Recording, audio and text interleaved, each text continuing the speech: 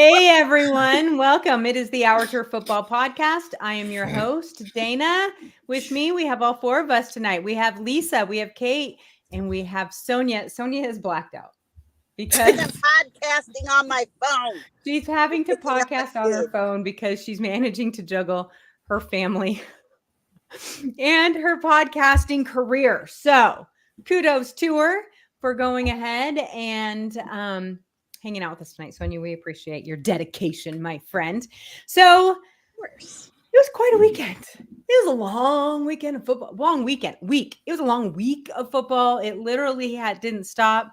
Live from Detroit. It was a lot of fun. It was a lot of people. 275,000 people the first night.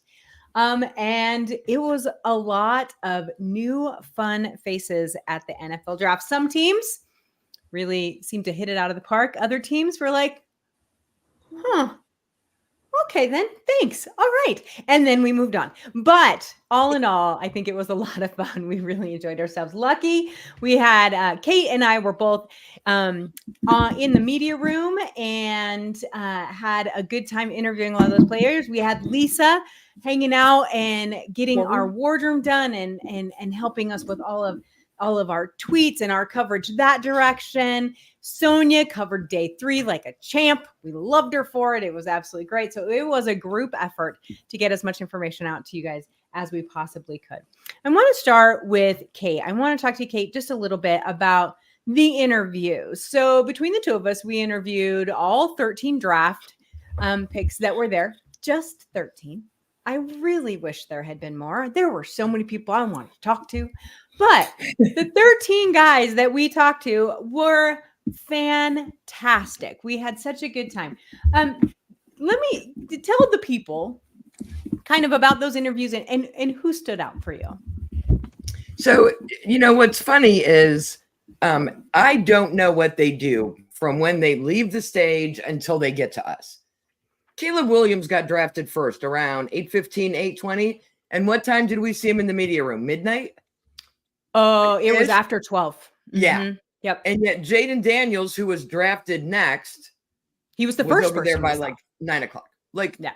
So I don't know what they do. Caleb took forever to get to us. The other one who took a long time to get to us was Terrion Arnold, who was the Detroit Lions pick. Excuse me. But I get that. You're in Detroit. You were drafted by the Lions. There was probably a whole bunch of things that he was doing between then and there.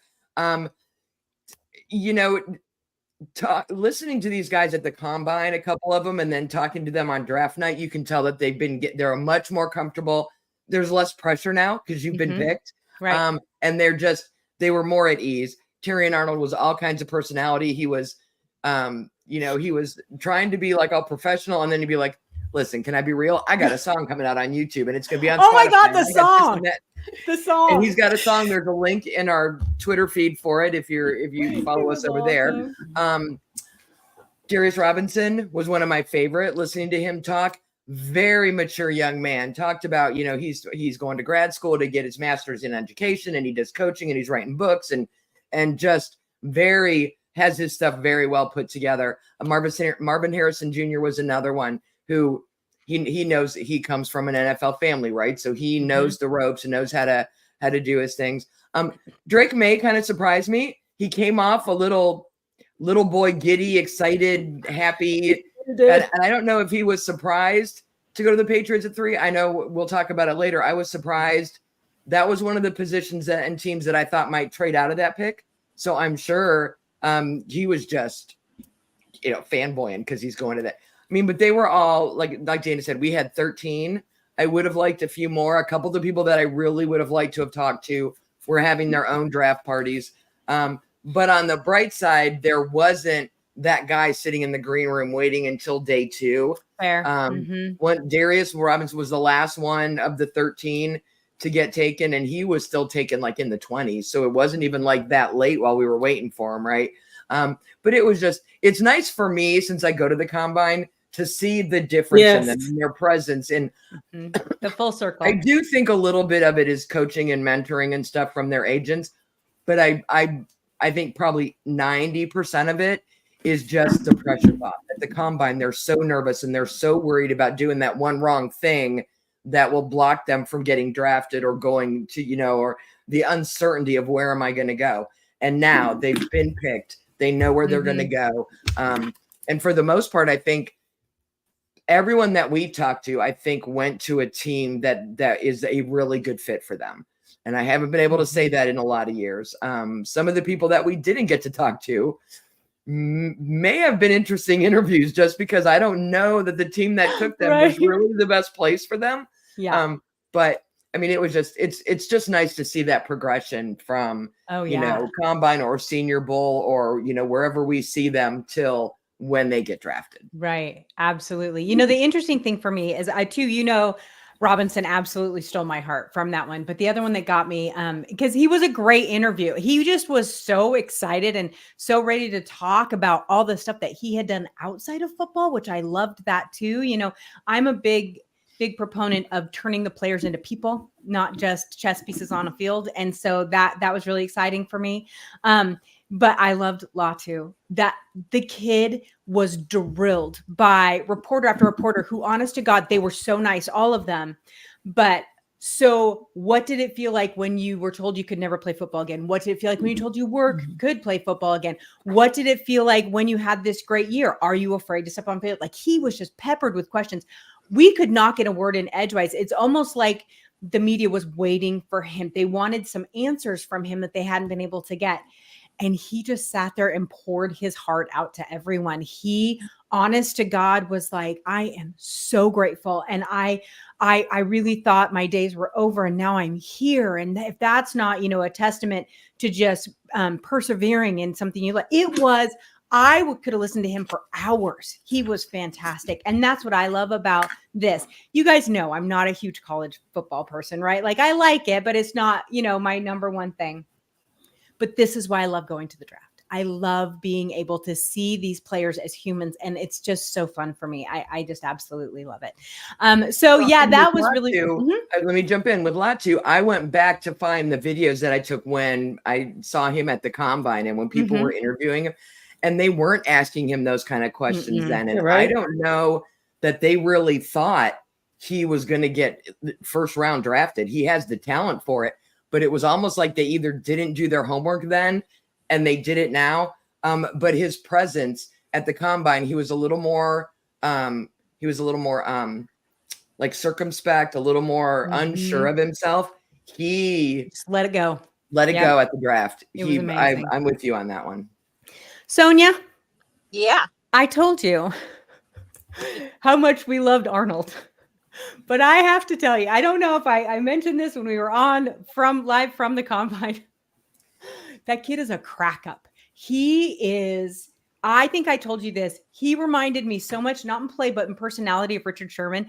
Funny and engaging, but the biggest chip on his shoulder. But I got a song on YouTube. And I'm telling you, the Lions fan base is going to eat him up. They're going to love him so much. Song on YouTube.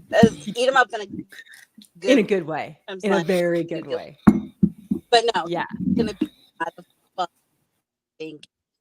We just like that energy. Everybody was very excited that we got him. And so that's all going to pour over. And I think he's going to have a fun time and a great career here in Detroit. Mm-hmm. I think so too. We saw an awful lot of love for Jared Goff while we were there. Oh my God, everywhere you turn, people we went to the baseball game on Friday and they're in the stands at the baseball game going, Jared Goff. Like, it was hilarious. They love some Jared Goff in Detroit. There is no question. It's so fun. He never would have got that love in LA. So kudos to you, Jared. You made the right move for sure. A couple comments we have in here. Yeah, Kristen said she wanted to know about our favorites, and so I hope that we answered that for you, Kristen. There's this other one down here before we get into all the cousins questions, because there's a lot. Big Red put in there, Xavier Legette was a steal for Carolina. Too bad he won't get the ball enough with the terrible O-line. I will tell you, I too thought that was a huge steal, but was that your biggest need? I don't think it was, Carolina. But the kid is great. He's going to be very good for them. But the majority, we have it from Steven. We have it from Big Red. We have it from Kristen. what is the deal with Cousins in Atlanta?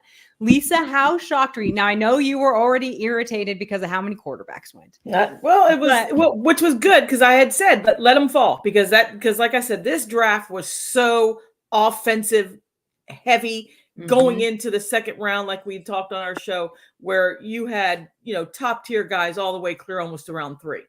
So to me, it was like, okay, let them go ahead, take them now. But when Atlanta pulled, for us, it was great because, man, did that give everybody something to talk about, because that has to be like the surprise pick. I don't know if this was a last minute thing from the things that people are saying. Apparently, if you read what a lot of the fan bases are saying, what a lot of the analysts are saying, is that Arthur Blank didn't have a clue that they were going to take him. Oh. So it's interesting. Is well, neither did Kirk. So, which makes me think that Arthur probably didn't know. Yeah, that's really Well, and what I was going to talk about in my section later, because I have that division. Yes, we will talk about this more. What I'm hearing is they thought he was going to be gone by the time they got to their pick. They thought he was going to be in that 3 or 4 quarterbacks that were going to go fast. So it wasn't even an option. And then when he was still there, they were like, oh crap, he's actually here. And what do we do? But Kate can attest, because we were standing there actually either interviewing someone else in the interview room or we were waiting. And that pick came over and the media room, and there's probably, what you think, Lisa, Kate, 100 people in there, maybe 150 media members in this conference room. And it exploded. And not in a bad way. People were pumping their fist. They were cheering. They were clapping. And I was like, what just happened? Like, it was so weird because it wasn't the reaction I expected. I expected but not a clapping and the fist pumping and all of that. He's beloved. Michael Penix is beloved. And so as much as we like our beige quarterback and Kirk Cousins, it still isn't very logical. And yet it might be a great move for Penix to be able to sit. And Lisa, I know how much you hate that. Well, it's not like he's a 20-year-old quarterback. That's the only thing because we all have this Kirk Cousins thing. He does just enough to kind of say, do we not give up? You know what I mean? He doesn't, because it's like, look at his stats with the Vikings and look what he did. The kid Cousins had great numbers. He won them some games. So where are you going to be at? I mean, when you pull the trigger, because when you pull that trigger, that's initially going to be the kid's rookie year, right? So Kristen just put in comment, when Cousins blows his ACL again, everyone will be saying what a smart move it was to take him. And I think that's it. And Steven says yes to this. He agrees completely. So that is really the interesting take here. He is an insurance policy that could be ready to knee out. No, absolutely. But when you have a quarterback of that age with a bit of an injury history, I can understand the logic. Not with your first round pick, not that high, not when you have so many other needs. That was the surprise. Like I said, the people's shock about, and we said this a million times already, but the people's shock about that pick has nothing to do with the player. It has everything to do with the team. And so that's the interesting aspect. Michael Penix Jr. I love the reaction in the media room. The reaction in the media room was first excitement for the kid, for the player. Good for you. Yes. Good job. And then it was, what going to happen to Kirk Cousins? What was Atlanta like? That was secondary. Their initial reaction is what all of ours should be, is good. 2 thumbs up for that kid. Yeah, for sure. So Big Red put in comments, is like someone like Rattler looked like a better pick for Atlanta since he's mobile and can throw a mile. Plus, I said the same thing. And he fell so far. Just I think of all the maybe a different blue chip player they could have gotten. Yeah, to New Orleans. Yeah, he fell right into New Orleans' lap. I mean, that could be a huge pick in that division. Right. Well, let's go ahead and get started, you guys. So what we are going to do tonight is each one of us, believe it or not, covers 2 different divisions. And what we're going to do is kind of pick and choose who we think had the best draft, or at least best for the team. Doesn't have to be necessarily superstars. It could be positions or whatever. The best and the worst from each of our 2 divisions. Kate, I'm going to let you go first with one of yours. You can pick either one that you want to begin with. It's up to you. I'll start with the AFC South since we were just talking about Mhm. Atlanta. Atlanta had 8 picks. I gave them a C for the draft just because they got 4 defensive players and 4 offensive players.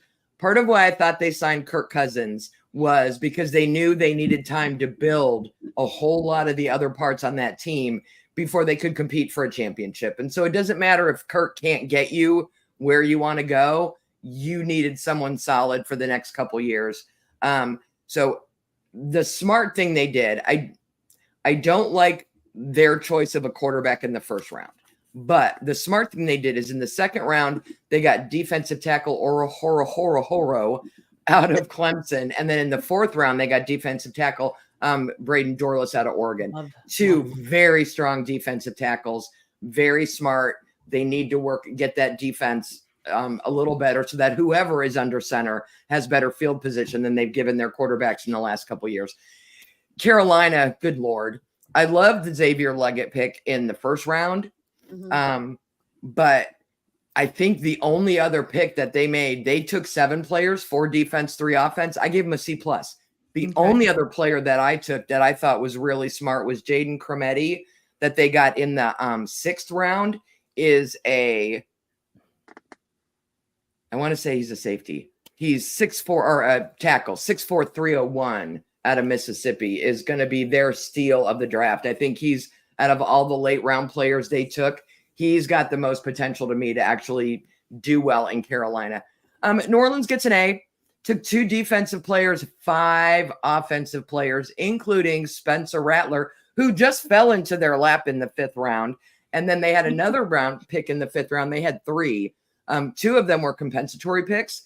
So they got Spencer Rattler first, and then they picked up wide receiver Bub Means out of Pitt. I love him. Dude had the best guns, the best arms at the combine. Catches really well. So I gave New Orleans an A. They addressed their positions of need, and I think they'll be happy with all the people that they got. And then the last team in that division, Tampa Bay, they didn't need as much as some of the other teams did. They did the same thing New Orleans did. They only picked up 2 defenders. They got 5 offensive additions. And again, their late round picks, they got tight end Delvin Culp out of Washington in the 7th round. He ranked 6th in athleticism among all of the tight ends. He ran a 4.40. I mean, he's got good numbers. He needs some coaching on the blocking. And if they can coach up his blocking, he's someone that you're going to see in the highlight reels on the ESPN, making those crazy one-handed catches. He did that at Washington all last year. So I think that they struck gold in the 7th round. I gave them a B. Okay, so Kate does not follow directions. I said your favorite. I one player for each know your favorite draft in the division. Your worst favorite. We're going to be here till 9 o'clock if we go through every team. So your favorite, and then your least favorite. I love Kate. Kate knows more about football than anyone I know. All right, so Sonia, why don't you go ahead with one of your divisions? Okay, we'll go with the NFC East because why not? So my favorite draft actually was the Washington Commanders. I really like what they did. I think that they are starting fresh and they're starting new, and they got some great people to build around. They have a new coaching staff who I think is really going to help and emphasize all their players and get them working together. So I loved the Washington Commanders draft. So my left hand is up. So there's that one. My least favorite draft, or the one that I think that kind of did I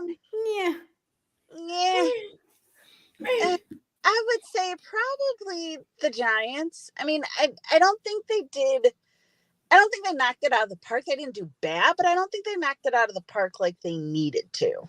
So that's the one that I'm just kind of on. But other than that, overall, everybody had a pretty good draft. But the Commanders, I'm going to be interested to watch them this year. Yeah. So the Commanders, every single time they would pick, I would look at Kate and be like, that's such a Dan Quinn pick. Like, you could just feel him in that. Couldn't you, in that draft? You could just feel what he was doing in that draft. I loved it because like you said, I was like, we would have been a nice coach in Seattle. All right, I'm going to let that go. But I still need to get over my new head coach. But so the interesting thing about it is that that's what that was the one thing that stuck out with me so much in that division was just how Dan Quinn that draft felt. Now, how it's going to work out, I don't know. But he has a thought, he has a vision, and he was following it straight through. So that was just amazing. I loved that. Lisa, what about you? Pick one of your divisions. I'll start off with my own. I'll start off with the AFC East. I think honestly that the Patriots had the best draft to me. I think as far as needs, you started off with of course Drake May, and you followed that up with a wide receiver. Then you followed that up with two big boys on the line. I kind of thought the way so un-New England like was the way they kind of just started kind of putting pieces, the puzzle together. This is a whole new team we're going to see. It's a whole new coaching staff, old coaching staff, but yet and with Mayo in there, he could change it completely up. Exactly. Right? So I thought they had as one of the best drafts as far as needs and rebuilding.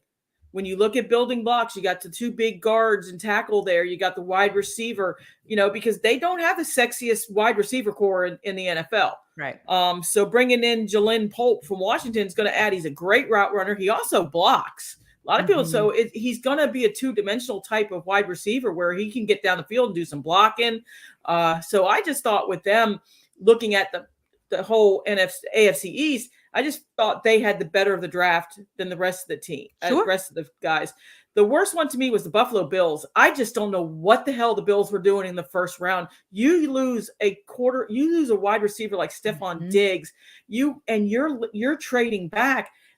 I just kind of like don't understand a little bit. And then you trade with the Kansas City Chiefs.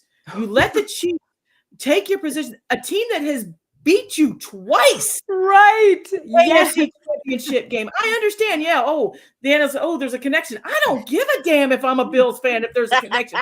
All I'm saying is the Chiefs vaulted me to get a wide receiver that I could have had. So were they that high on the receiver they took? I even forgot his name because, like I said, I just went right out of my head. Deion Coleman. Who is hilarious. They are going. He was hilarious. So I was a little baffled by the Bills, and I don't understand it. Just the mere fact of trading with a team that's beat you twice in the AFC Championship game, and to let that team take arguably the top wide receiver in the draft. Don't get me started. We'll talk about that in just a minute. So, all right. So that's my grades right there. Sonia, what were you going to say about Coleman? Because I loved him. Everybody loves him. He's hilarious. I got it at Macy's. God damn, that press conference had me laughing. Hilarious. And then I just saw a TikTok where he was out on the field and just like, yeah, this is what I'm going to do. I'm going to catch the ball and then I'm going to throw it to one of the kids in the stands. I mean, just like with that little kid kind of giddiness that he has. I think that right there, while it's probably not going to win them too much more games, but I think that is going to be a good consolation gift for the fans of Buffalo. They need that though, right? Like they need the spark. They've kind of been in the muck. They need someone to come in and they make need some personality on that team. Desperately. Yes. No offense to the players that are there, but they desperately need a little personality there. Well, I'm going to start with the AFC West. You guys are going to think I'm copping out a little bit, but let me tell you, this felt pretty even across the board, to be honest with you. I will say this, the Broncos and the Chargers to me had the two better of the drafts, in my opinion. But if I had to pick just one, it would definitely be the Chargers. Taking Joe Alt to finally give some real protection to Justin Herbert, I think is going to be huge. That kid, he's a monster. I don't know if you saw, he stood up. He's like 5 feet taller than his dad, and his dad's like 6'5". Like, it's just crazy how big he is. But if you look down the line, this too felt very much like an evil Harbaugh draft, but they got a wide receiver, which they desperately needed. They got a linebacker, Junior Colson. I would have, Seattle missed out on Junior Colson. That irritates the crud out of me. But if you look down, a couple of cornerbacks, a running back, 2 more wide receivers, I think that they got exactly what they were looking for in this draft. And I think that they made their team better. So I definitely am going to give that my top grade to the Chargers. Hurts me. You know how I feel about their head coach, but it was just beautiful. I want to take a side note. I don't know if you guys watched or not. I retweeted it on Twitter of Brendan Rice. So that's Jerry Rice's son. Getting his call from the Chargers. I don't know if you guys saw that. It will break your damn heart because he was literally at his best friend's funeral when he got this call. It was so heartbreaking. And then his post of how come I fell 4 rounds further than I was supposed to. I think this kid is going to have a chip on his shoulder. I think he's going to come out and play lights out for Harbaugh. So he's going to be fun to watch. He has a new fan in me. I'm very excited about that. I will tell you, between the other two, Vegas, it was all right. It wasn't bad. I mean, it was like a B, right? Like, it was good. It was fine. The Kansas City Chiefs, same. It looks like you were kind of focused on getting Travis Kelce re-signed more than anything. But Kate and I want to talk to you about Worthy. So the wide receiver that the Kansas City Chiefs took, and this is why I'm going, this is why I'm giving them kind of my lower grade. He's fast. They were so focused on his speed, they forgot to look at the frame of the player. The kid weighs $105 soaking wet, and he is going to get knocked on his can once or twice and either be broken or realize he needs to gain 25 pounds of muscle in order to play in this NFL. Yes, they'll have to catch him first, but I just want to say, and this is my exact words, I looked at Kate and I said, that kid's going to get Cam Chancellor'd once and he's done. And that's what it's going to come down to. But they did address the need. They definitely needed wide receivers. They did that. So it's not like it was a terrible draft for the Chiefs. I just don't think I would have gone for that wide receiver. I don't know why they would have moved up for him. He's fast. Yes, he is. But there were so many good options at wide receiver in this draft. I think that they didn't necessarily have to do that. So I think he's the fastest one, though. He is, but so what? If he beefs up, Tyreek Hill isn't that big either, guys. But I mean, he's bulkier. But he's young. The kid's young. He's going to gain some weight. He's young, and he's $160. And Brian Thomas Jr. is young, and he's $180, and he's only 5. We're talking about a 4.2 40 versus a 4.2. 4.4. Right. I agree with Dana that he's going to get, if he's not careful, he's going to get hurt. But on his side of the board, well, I think Kansas City might have been better off picking someone else. I think Kansas City is one of the best places for him because I trust that coaching staff to ease him in. They'll start with decoy plays, right? They'll send him long and see if he can get a couple defenders with no intention of getting him the ball, just to and that'll work for 4 games. Pay attention to him, and then eventually they'll have to throw it to him. But I think that staff, but if he hangs on to the ball, plays and ease him in. If he hangs on to the ball, Kansas City Chief fans are going to be absolutely. Because that was I hope they do. Problem. I hope they do. I hope that he figures it out because I think that he's got a little steeper learning curve than maybe a couple of those other wide receivers right there. Not because he can't play ball. He's a great ball player. It's just the difference. The size difference that he's going to see in the NFL. Yeah. He just needs to look around his own locker room on the first day of training camp to be like, I got to get back to the weight room. Damn. Yeah. Oh, it's so true. It's so true. All right. Let's move on to our next couple of divisions. Kate, you were first, so why don't you go ahead with your second division? All right. So I'll do the AFC North now, and I'll do it the way you want me to do it. This is my home division, and this division is very even in the way that they drafted. They're all very old school. They all went the first 3 teams went, heavy defense: Baltimore, Cincinnati, and Cleveland.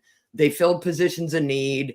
They didn't do anything that really made me crazy. Although I will say, as a complete and total homer, when my Browns took Michael Hall Jr. from Streetsboro, Ohio State Buckeye, from the Ohio State University with pick 54, Dana had, I don't know if somebody texted her or what, and she's like, oh, Kate. And I'm like, what? And she's like, just watching. Just and then watch. she's like telling the other people to watch me. And then I'm like, I don't know if it's going to be watch me because it's good or watch me because it's bad. And when they called his name, I didn't scream, but I did do all the jumping up and down in the things because it was so fun. It's one of those feel-good stories for a player who's actually got talent that this team needs. And him being a local boy just makes it better. And then we get Zach Zinter after that. So we got a Buckeye before a Wolverine. Sonia, sorry, I'm all good with that. I love their pick of Jamari Thrash, the wide receiver out of Louisville in the 5th round. I think he's raw, but he'll be fine. Ultimately, Baltimore and Cincinnati just did what they do. They refilled positions of need. Cincinnati literally went defense, offense, 6. They had 12 picks and got 6 and 6. Just switch back and forth. Baltimore did the same thing, 4 defense, 5 offense. Pittsburgh, I think, won the draft because they took the offseason to fix their quarterback problem with Russell Wilson and Justin Field. And then they used a draft to fix their offensive line. They got a new center. And then they got Roman Wilson, wide receiver, who I think will be a very nice target for it'll either be Wilson to Wilson, because we already had Pickett to Pickens. So now we're going to have Wilson to Wilson. Seattle had Wilson to Wilson for a while too. It's fun. Yeah. So I think I think Pittsburgh improved themselves the most. I also think they needed to. And they did. There are a lot of teams in this draft that needed to improve that didn't. But I think in the AFC North, really wasn't anything splashy or fun or exciting. I gave them all like an A- or a B+, but I think Pittsburgh did the best as far as catching up with everybody else. I love Pittsburgh's draft. It's one of my favorites. Yeah, we have a question for all of us later out of chat that I'm going to ask you guys about, but so don't answer that quite yet. But all right, who's your worst in that one? Did you tell us already? Sorry. I think my worst really was Cincinnati, but part of that is because they had 12 picks.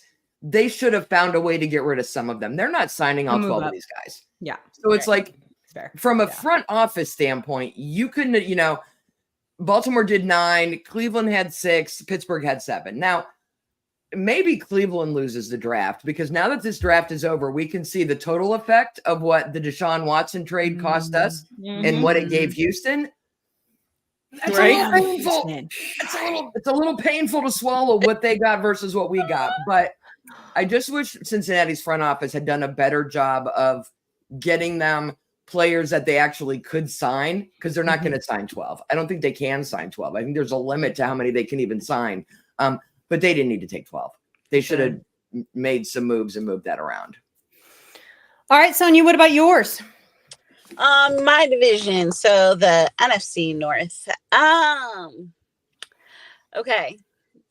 The Lions did great. I was very good. Are so good. Oh my gosh, the Lions did fantastic. Brad Holmes did his I'm a trade and get some stuff going, and that was but okay. The Bears did pretty good. Okay, now I'm done with that. No, I think the Bears actually kind of improved themselves. They made some really good picks. We'll have to see how their coaching staff fares, and I hope that Caleb Williams is able to survive them. But I think they actually did pretty well in that draft. Who kind of lost in that division? I'm going to say the Packers, not because they didn't do badly, but it just kind of, hang on one sec, my kid's getting in the car, so. Hold on one second. Okay, anyways. But I think the Packers probably, they were just kind of like my in the division. Okay. Overall, I think everybody did well, but the Packers just by default were just kind of like my By default. We hate exactly. Yeah. That's awesome. Yes, ma'am. And I want to piggyback on Big Red's question in the chat. Okay. They took the Bears took Caleb Williams. Right. And then they took one of my favorite wide receivers, Rome Odunze. And I'm like, you are hitting it out of the park.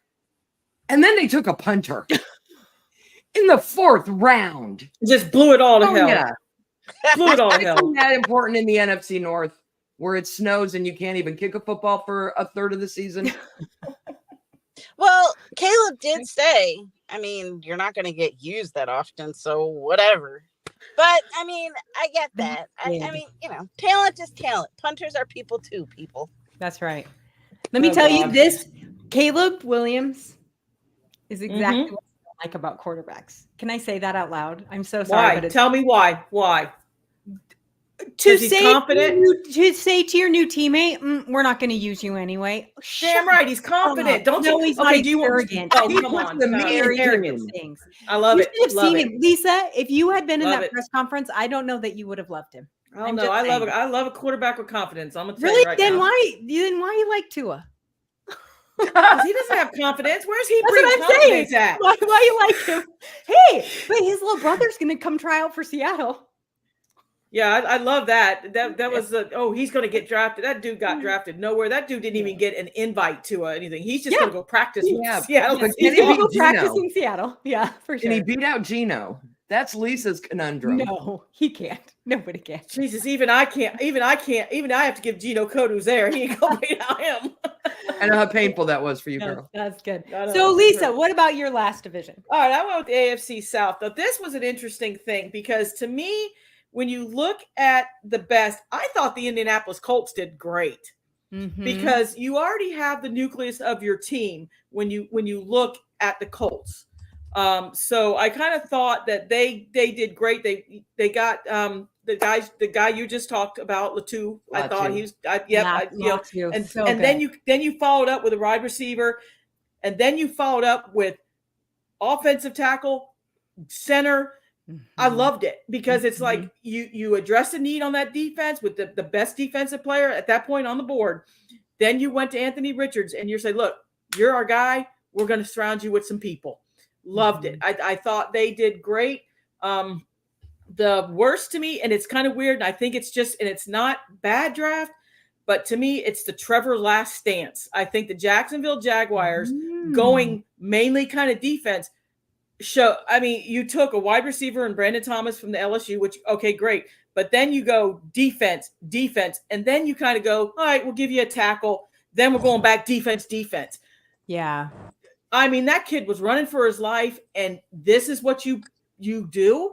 There was still great offensive guards on that board when they went down to some of these defenses. But Peterson just went heavy defense, and I don't understand it. I don't Trevor Lawrence struggled in some of these games because of pressure, but look at the rest of their division, though. Maybe they need to figure out how to stop the rest of that division. Maybe, but I mean, you need to get your quarterback at least to win. You need to keep games. You do. You got to keep them upright. I mean, so Jacksonville draft reminded me of some of the fantasy leagues I'm in because I think the last two players they took were a running back and a kicker. I'm like, what are you doing? Round 6, they took the kicker first. They took the kicker first before they took the edge guy. Yeah. So they took Cam Little, the kicker from Arkansas. So Big Red says Sunshine is tough. He'll be fine. Big Red, I love that you call him. He wasn't so tough last year. He was not tough last year. My Browns beat him. He was banged up and played a lot of football. One at a time. I can't hear you. He got beat up. We get so excited. Can you tell? Like, we just get so excited. But yeah. All right. Who had the worst draft in that division, Lise? I'm gonna say Jacksonville did. Jacksonville. I just felt like they That's just where you're at. Okay. Yeah, I just felt like they just went, like you said, maybe they had a plan of what they got.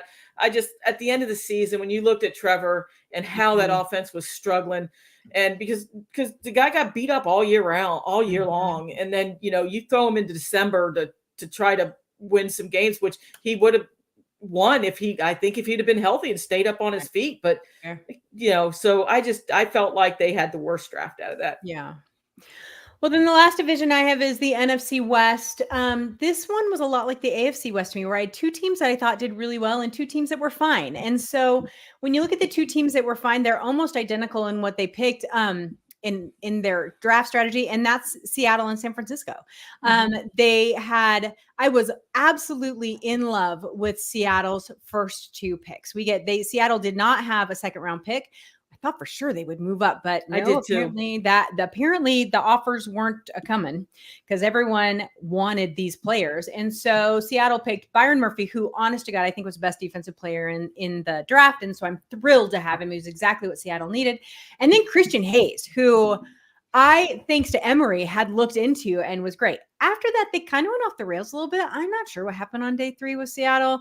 AJ Barner is good. I'm real excited about DJ James. That kid's hilarious. And then Mike Gerald from little tiny Findlay College. I love that. I love the small Little colleges. And then San Francisco, much the same. They picked up a wide receiver, Ricky Pearsall out of Florida, got a cornerback, a tackle. They did get Pooney, the tackle from Kansas. I really liked him. And then they picked up a pretty solid safety in Mustafa out of Wake Forest. But, kind of somewhat underwhelming. The two teams that really seemed to do themselves the biggest service were the Rams and the Cardinals. And the Rams, I think they're getting graded pretty high because they took Verse and Fisk that back-to-back, the 2 Florida State defensive players. There was some people at the combine who were not thrilled that Blake Corum went in the 3rd round. I don't know what happened there. I don't know enough about college ball, but someone was not happy about that. And then I also really like the safety Kitchens that they picked up. But once again, kind of, filled some needs, but really I think it's because those 2 players went together. Arizona, I think, did themselves the best justice here. Marvin Harrison Jr., I don't know how thrilled he was to go to Arizona. He didn't seem overly thrilled. But he had to know, right, Dana? No, I think he knew, but I'm just saying his demeanor wasn't overly excited. But then again, he's from a football family. Maybe he knew that now he's got to work and the work's just beginning and all of that. Darius Robinson he just kept calling it AZ. It was really kind of funny. But I think he's going to do very well for them. And then you have Melton. They picked up the cornerback, Max Melton, out of Rutgers. I think is really good. They picked up Ryman, the tight end out of Illinois. Huge get. I think that is huge. They had a lot of picks and they used them all over the board. And I think that's probably what's going to do best for Arizona. I said this on day 2, and I'm going to stick with it. Having Marvin Harrison Jr. is either going to let Kyler Murray keep his job or get him fired.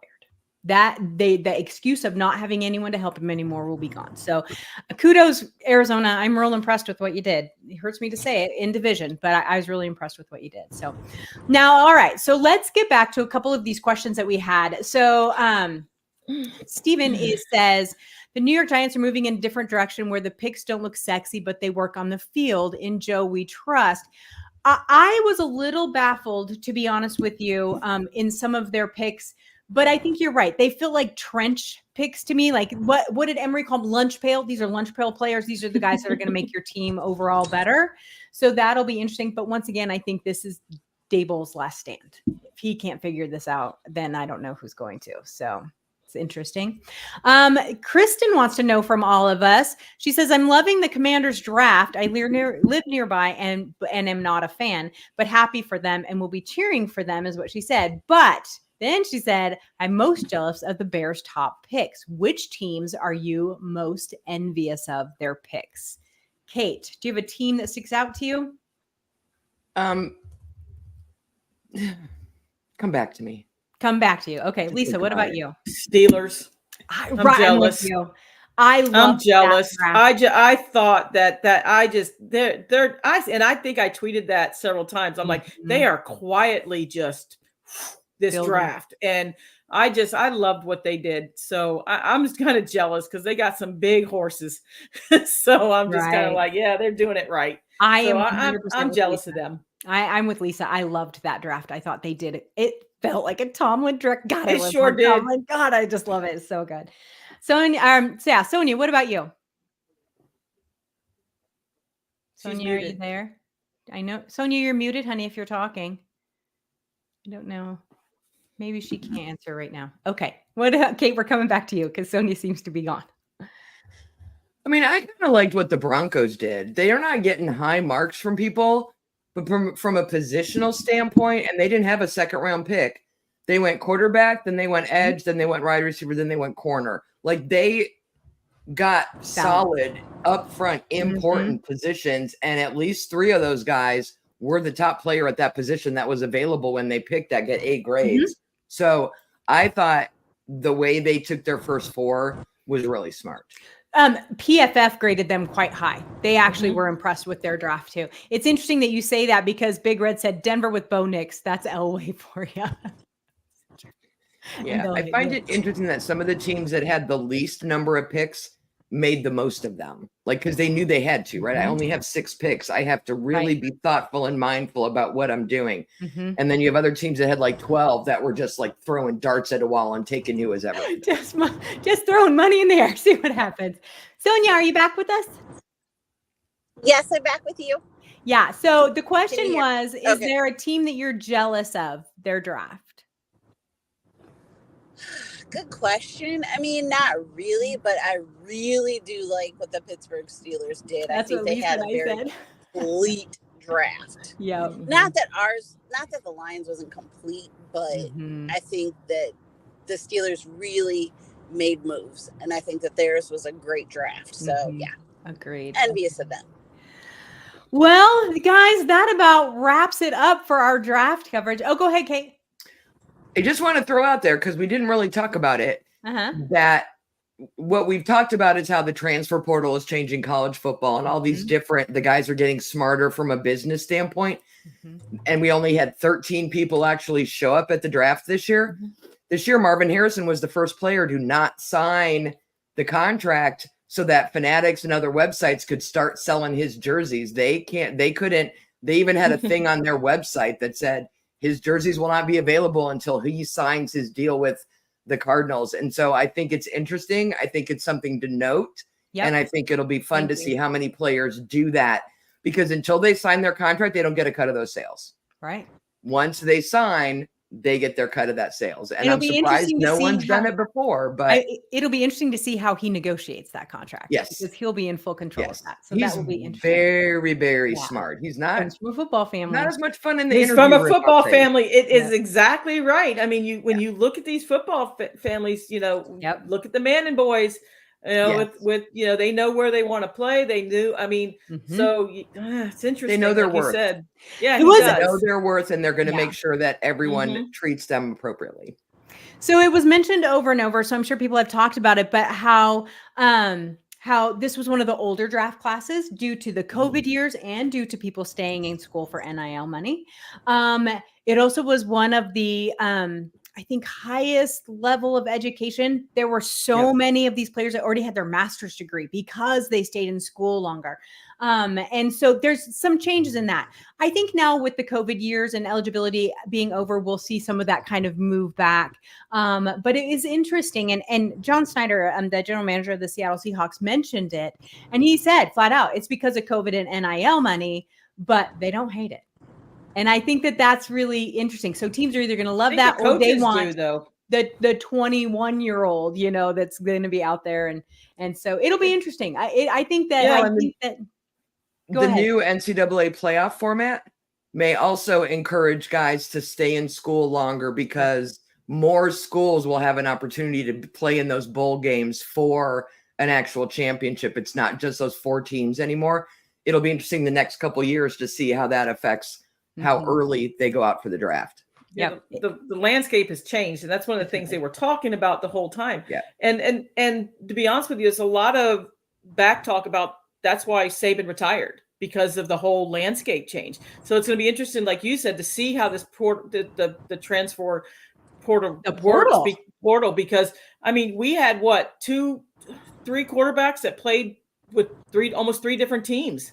So that went in the top because they had one good season with one of the teams. And it's going to be real interesting to see, because like I said, this is why this quarterback class is so crazy, because it's like the first couple teams they weren't great. Right. So, and Dana and I met a woman who is there. Her son is in high school. He's an offensive tackle. And she's like, he's getting recruited by all these MAC schools. And we said, go. Do it. Go. Do it. If you can get a full ride to a MAC school, if he plays well enough, you can use the portal to move up to the SEC or the Big Ten or wherever it is he wants to go. That's a lot easier to do now with this. Than trying to get, exactly. Shameless plug, this fall on Wednesdays, we're going to have a college football podcast for you. Yes, we are, starting with the college season on Wednesday nights. The girls are going to have a college ball where they're going to break down, kind of a few games each week. Michelle Jinks, our favorite college analyst, is going to be joining us too. So that will be super fun. And so we'll all be able to get kind of deeper into this as it goes in through the season. It's going to be a lot of fun. It's going to be a whole lot of fun. So, all right, everyone. Well, that is our show for this week. I know we went long because we always do, right? But I'm going to tell you it was a good thing we did, because now we're going to take a couple weeks off and we will be back the first week of June, the first Tuesday in June. And we are going to start our division preview shows, where each week we take one division, we break it down, the pros, the cons, the additions, the subtractions, the coaching changes, everything. We don't give our predictions about those divisions. We save that for our prediction show right before the season starts, but we'll break down and kind of really look at these divisions and see how they've changed and how the teams have changed. So I really hope you guys join us. The best way to do that is to subscribe to our YouTube channel and make sure you hit the notification bell, because then it will let you know every time that we go live or have a show scheduled, which we do schedule them in advance, so you'll know when they're coming out. But also, if you guys could do us a favor, give the show a thumbs up. It greatly helps us here. So thank you guys so much, and we will see you again in a few weeks. Good night, everybody. Toodles.